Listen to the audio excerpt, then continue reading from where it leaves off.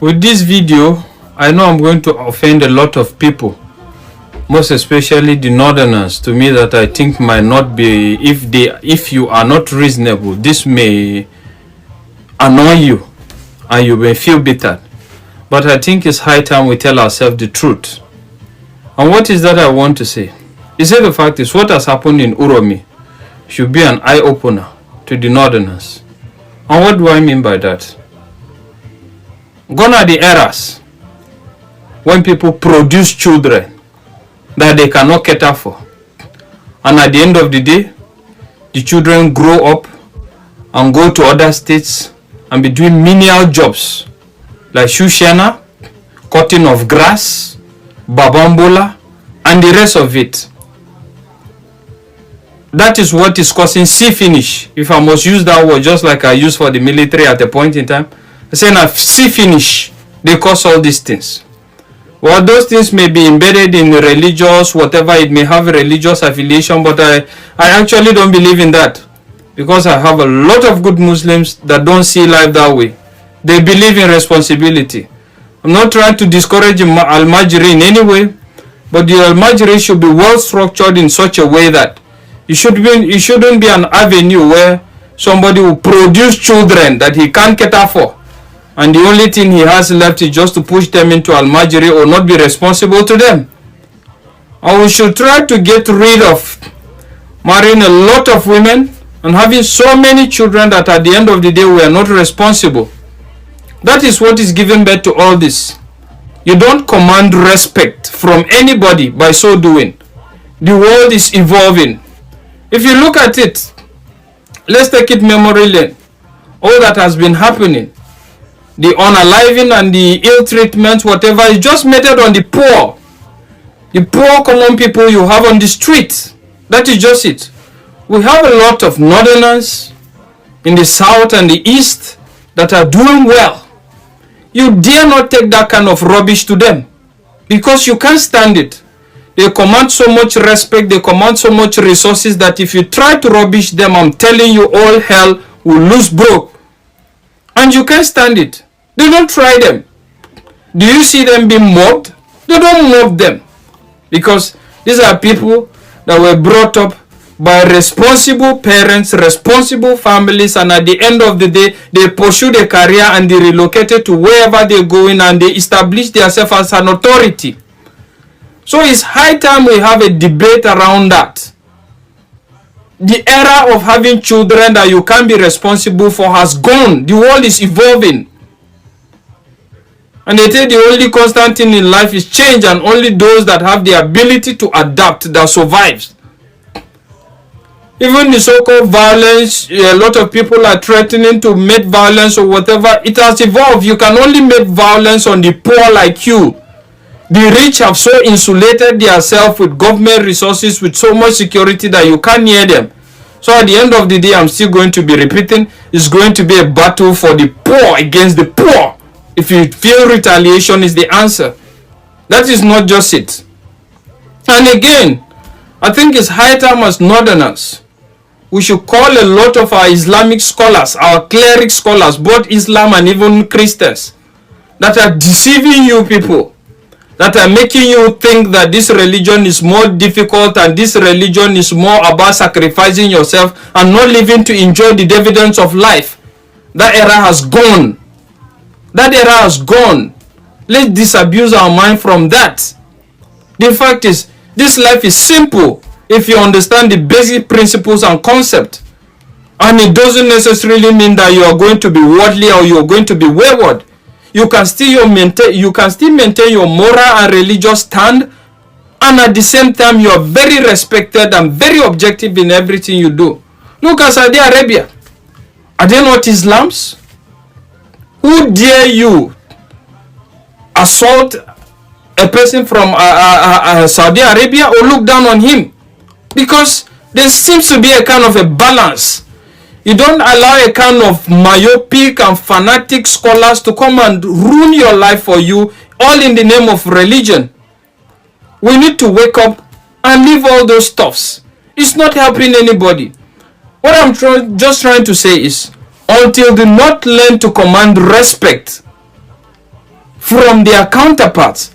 Until the North learn to command respect by living a comfortable and a very respectable life, nobody will respect you. They will think life is cheap. And that is why a lot of all these things will happen. They know there's nothing you can do. All you can do is rant. Or if you even want to retaliate, you can't retaliate on the people that have committed this evil. You can only retaliate on poor people like you. I keep saying this. And I'm still going to repeat this, that the problem of the North is the North. Whether you're happy with it or you're not. Let's stop all these things. Let's stop all these things. Development, civilization, and a lot of it will not stop you from practicing your religion. But don't allow people, and I need to say this to the youths, don't allow people that have wasted their life in delusion trying to come and tell you religion the way they feel is supposed to be, that has not even paid them, has not even favored them. Live your life. At the end of the day, if you're alive so long to see what it takes to be alive and what religion is all about, you get to see that religion is all about being good. Just be good to yourself. Be good to yourself, be good to your neighbors, and nothing more. Forget about the technicalities. Don't bother about people that are not worshiping the same religion with you. This one is not God, this one is... That is not your problem. The problem is just be good and be productive. And you command respect. Bello made a video recently in regards how some of the religious leaders are also beneficiaries from the government. And at the end of the day, the only thing they come to do is, when election time comes, the cleric scholars will call you and tell you that this is what we should do, this is what we do, without knowing on the ground that they have been collecting money and they have been beneficiaries. And you now, you think you're doing something in the name of religion. In the name of religion, that you're doing it for the sake of religion and holiness, and at the end of the day, it's messing up your life. Don't allow people that have lived their life and have enjoyed and have that are even benefiting on your ignorance to ruin your life. Live your life free. Religion is not difficult. Just be good, be happy, love yourself, love your neighbor. That is the summary of religion. Forget about technicalities. Everybody may not understand or do the same thing you're doing, but that is fine as long as his own doesn't affect you. And that is just it. We need to have this discussion. There is need for the North to wake up. Be in tune with changing times. That is what I'm trying to say. Let's not shy away from the truth. Look at other parts of the country. They concentrate on things that develop them, progress them. You have a lot of millionaires and billionaires in their own part. But when it comes to the North, all we talk about is all about religious difference and tribal difference. Where is it taking us? How has it benefited anybody? Nobody. Rather, it has succeeded in making you so primitive that when you go to a lot of places as a result of your appearance due to poverty, people think you are a terrorist. People think you are a rebel. People think you are a problem, even when in heart you are not. So till you get to make yourself better, nobody will respect you. Nobody will appreciate you. And most importantly, say no to fanatical religion. People who out of cowardice and self-hate think that Nigeria somehow can be won. But all of you know that Nigeria is an Islamic country. I'm sure you're aware of that. All of you also understand the intentions of the Fulani. Oh, if you want the presidency, you have to work for it. Tinubu, you must work for it. How is Tinubu working for it? You must condemn anybody who comes out to speak against our people in your forest. That is what they are doing. Some of you don't understand it, but we do. Some of you do not understand what is happening, but we do. And that is why we are here to tell you. The real terrorists in Asarok, they have dropped them. And now presidency is telling you, you cannot touch them. But these are people killing people in Yoruba forest. No, you cannot touch them. A whole presidency to tell you that every Fulani man is in on this. Their foot soldiers are Mieti Allah. Have you all forgotten that they gave Mieti Allah 100 billion? Have you all forgotten? No, typical Nigeria, nigger. Have you all forgotten? So you've forgotten that this so-called presidency, Garba Shehu, gave Mieti Allah 100 billion to come down to the south to give peanuts to useless monarchs and traditional rulers so that our forests can be taken. Have you all forgotten? Oh, you have? Of course, you're in the zoo. You forgot. Did they give 100 billion to any other organization? Did Asorok give 100 billion to any other group? Why would a government give 100 billion to a bunch of terrorists and openly claim that they are stakeholders in the government? That is why government can come out openly without shame to support terrorists in Yoruba forests. Let them come to our land and they will see. They say that all the government of Ondo State and others must draw a boundary. Where who are the bandits and who are the law-abiding? How can we know? As I'm going there, my phone, when your man can all the lizards, all the now lizard, they are all their stomach is almost on the floor. So we don't know which one has belly ache. How do we know? How can you differentiate between a good headsman and a violent terrorist headsman? How can you know? How can you know? I'm asking you. Mietiana is there, remote controlling all your lives. Look at how they installed, after installing Hope, they installed the idiot Hope, George Obiozo. George Obiozo was the man that took Hope Uzodinma to the north to go and introduce him as a politician. The same Uzodinma that George Obiozo, he's an intellectual, as they, the fools. Once they give you a degree, they say you're an intellectual. George Obiozo, before you took Hope Uzodinma to the north, did you know that Hope Uzodinma was doing 419 in Lagos? He was a fraudster doing Yahoo in Lagos. Who doesn't know in Imo State that Hope Uzodinma was a fraudster in Lagos? These are the type of leaders that they imposed on our people. Idiots. And we are there, Apex organization, Apex Ohanese, Apex. These are errand boys for the caliphate. That's why BBC is promoting him. That is why they are all promoting. That is what they have always done. Black people are like that. As I told you before, when the British came to stop the eastern advance of the French colonial forces in Benin Republic, in Badagry, basically in Badagry. You know what Britain did? They didn't go to England to go and bring soldiers. They went to Ghana. They recruited Ghanaians, black niggers from Ghana, to come and help them to conquer their fellow niggers in Nigeria. They didn't have to go travel very far. That is why I keep saying that the brain of a black man is his greatest impediment. You see, inside this brain, everything a black man is suffering from is here. Inability to reason. Inability to reason. It is the truth that I must tell you. Some may not like it, but of course I will tell you. You cannot, the presidency is telling, you cannot unilaterally push out headsmen. What are they doing in the bushes? In the forest? And they said it's to feed their cattle. Before the white man came, where were you feeding your cattle? Fulani? Where? What was your cattle eating then? They said it's climate change. Of course, it's a lie. You came from very barren, arid Sahel. No rain in Sahel for centuries. It didn't start today. You were able to keep your cattle, you drink the blood and you drink the milk. That's how you survive. Now, what are you doing in Ondo Forest? Our people cannot see because they are blind. People cannot see because they are blind. But we are here to open your eyes. All of them killing themselves over Jonathan presidency. From the so-called Niger Delta or Yoruba that was dying because of Obasanjo presidency. Where are they today? They are still the ones crying that things are not okay. So you think as an Igbo man, if you're there for 8 years, somehow, miraculously, you will change anything? You don't sit right and they killed him. Use your brain. It was meant to be Alex Ekwueme after Shagari. Buhari overthrew the government in 1983. Some of you don't know history. Rather than allow an Igbo man to become the president, they did a coup. Some of you need to reason very well. So the court now, they know that Nnamdi Kanu is that shed that is inside. But they have already closed him with the black suit. So people cannot see him. And people are thinking that, they're thinking that nothing can be done.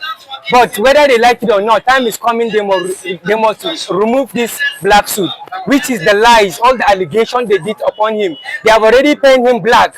But inside he is white, he is fair, there is nothing, he has no any problem. There is nothing like terrorism in him, absolutely nothing. But you are from the north central, the middle belt of Nigeria. Yes. Why do you seem to like Nnamdi Kanu very well? Ooh. I do not like person because of his tribe or religion. His character I look. That's exactly what I see in a person. If I see any Fulani man, if I see his character is good, I will tell you that this Fulani man is a Fulani man that you can trust. It's good to go. But if I see that he has no any good character in him, then I will tell you that this person is not a person that you will go about with. So Nnamdi Kanu is a person that has an impeccable character. He has impeccable character of a leader. He has a leader in him. In his vein is leadership. In his vein is transformation. In his vein is to see how he will boost the life of his people. In his vein there is a heat that is boiling. He wants to do something great. But because of the sycophants, because of those people that have already seen how he wants to shine the light, and because they know if he comes he will expose their lies, they now cover him. They now put him in one place thinking they will go free. No, Nnamdi Kanu will march victorious. He will march victorious. That's all what I have to say. He will march victorious. Ordinarily, people from the north seems to support that Nnamdi Kanu should be in prison. But then, what can you now say? Let's leave the issue of Nnamdi Kanu, who predicted the invasion of Fulanis. But what can you say about the Fulani themselves? As people are saying that Fulanis are very good people, but only few of them are bad. What can you say about the Fulanis? No. Fulani, majority of them are bad. Only few. Every small of them are good. Very small of them are good, but majority of them are bad. Why am I saying that? If a Fulani man is passing with his cow, do you know how he look at you? He don't see any. He's saying like you are not a human being. Then you tell me it's good. What makes him good? Look at Buhari. He's not a president that people can go and say Baba Oyoyo. Just imagine you see your father and you are saying Baba, oh welcome Baba. We cannot go close to Buhari and say Baba Oyoyo because he's not there to represent us. That is why when he come on board, price of things are going higher. Him is enjoying everything free. He will collect big money free. He will collect project money free. He will collect construction money free. Project, road money that they're supposed to build up. He will collect them all and he will sit down on top of it. He has money. And the money which he has is the money that is meant for you and I. And people like Nnamdi Kanu, they have seen that. They have seen that. Because they have seen that. That is why they want people's eyes to be open. And people's eyes is not open. That is why people today, they cannot rise up and say we need Nnamdi Kanu to be free. Nigerians supposed to rise up. Yoruba youth supposed to rise up and say Nnamdi Kanu must come. Let them set him free. Igbo must come out. But despite, unfortunately, they use tribalism and they blind the eyes of many Yoruba. The Yoruba cannot say let's fight for Nnamdi. That's what they are doing. And there are people that are blinding the eyes of the Yoruba. There are people that are blinding their eyes. Those people that are blinding their eyes, they are the ones that don't want Nnamdi Kanu to be free. But no matter what they do, they are just like a shadow. Just look at the sky. You will see a cloud. That cloud will not remain there forever. That cloud will go. It will pass. And the blue sky will stay there for life. Thank you. Then you don't even believe in the unity of Nigeria. You don't believe that Nigeria is one because you feel that everybody should go their separate way. But again, what do you think that Nigerians can do, or what do you think our leaders can do to make Nigeria one nation? This is one thing that Nigeria can do to make it one nation. This is the only one thing, and which is why you see Peter Obi is standing on that one thing. Peter Obi knows that if only we can come together and see ourselves as one people and embrace ourselves as one, that is possible. That is possible, but they must have to do what? They have to do sanitization.